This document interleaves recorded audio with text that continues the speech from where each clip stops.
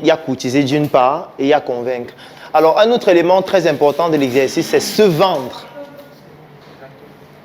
C'est de pouvoir se vendre, soi. Et il n'y a pas un meilleur exercice pour se vendre lorsqu'on courtise quelqu'un. Parce que quand tu courtises quelqu'un, c'est toi que tu es en train de vendre. Et c'est la valeur perçue que tu représentes que la personne achète. Parce que la personne ne te connaît pas. La personne n'a pas forcément grandi avec toi.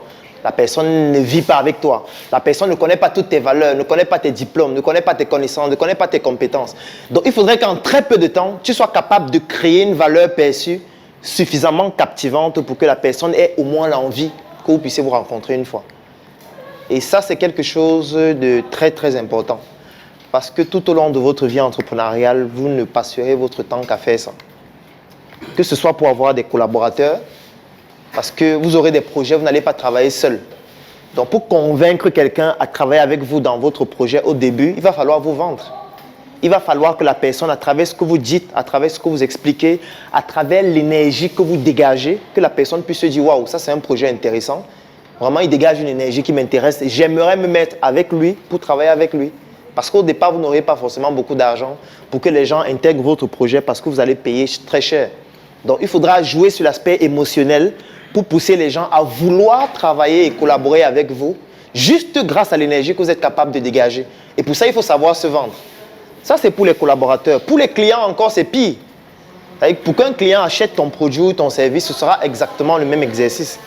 Parce que les gens n'achètent pas ce que vous vendez. Les gens vous achètent d'abord vous, surtout lorsque vous ne produisez pas encore à l'échelle. C'est-à-dire quand vous allez commencer à vendre vos produits et vos services en faisant de façon artisanale dans un premier temps vous-même, les gens n'achètent pas ce que vous vendez, les gens vous achètent vous. Et pour que les gens vous achètent vous, il faudrait qu'ils puissent ressentir en vous quelque chose qui les intéresse. Ça veut dire qu'avant de vendre votre produit et votre service, il faudrait qu'au niveau de la relation interhumaine, que vous ayez réussi à vous vendre vous-même. Et ça, c'est un exercice qui est extrêmement compliqué. Parce que en fonction des types de personnes, en fonction des spécificités des personnes, en fonction des états d'âme des personnes, en fonction des endroits et en fonction des lieux, la manière de vous vendre ne sera pas la même. Ça veut dire la manière de vous vendre à l'école, ce ne sera pas identique à la manière de vous vendre dans un marché, ce ne sera pas identique dans un restaurant, ce ne sera pas identique lors d'une conférence comme celle-ci. Je vais aller plus loin. Supposons que vous avez un projet qui fonctionne bien et vous recherchez des investisseurs. Ce sera exactement le même exercice. Parce que les investisseurs investissent sur les porteurs de projets et non sur le projet. Ça veut dire que vous aurez beau avoir un très beau projet si vous, en tant que personne, parce que vous êtes la seule variable qu'on ne peut pas contrôler dans un projet. Parce que le projet, lui, il est fixe. Hein.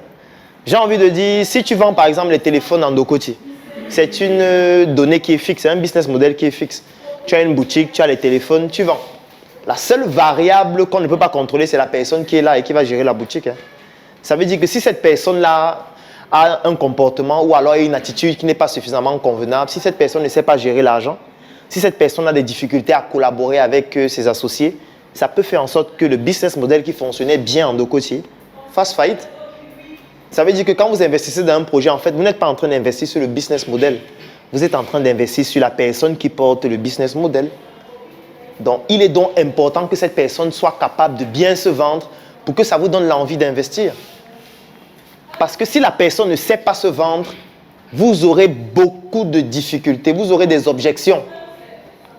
Et vous aurez toujours des craintes à pouvoir adhérer au projet de la personne. Vous aussi, vous serez certainement des investisseurs demain. Vous allez vouloir investir dans des projets. Vous allez vouloir intégrer des projets. Vous allez mettre sur pied des projets. Vous aurez des collaborateurs, vous aurez des associés, vous aurez des investisseurs, vous aurez des clients. Il est donc extrêmement important de savoir comment vous vendre. Et pour vous vendre, il faut rompre la barrière. Il faut la rompre le plus tôt possible. Et la meilleure manière de rompre la barrière, en fait, c'est de courtiser. Parce que c'est ça, en général, qui fait peur.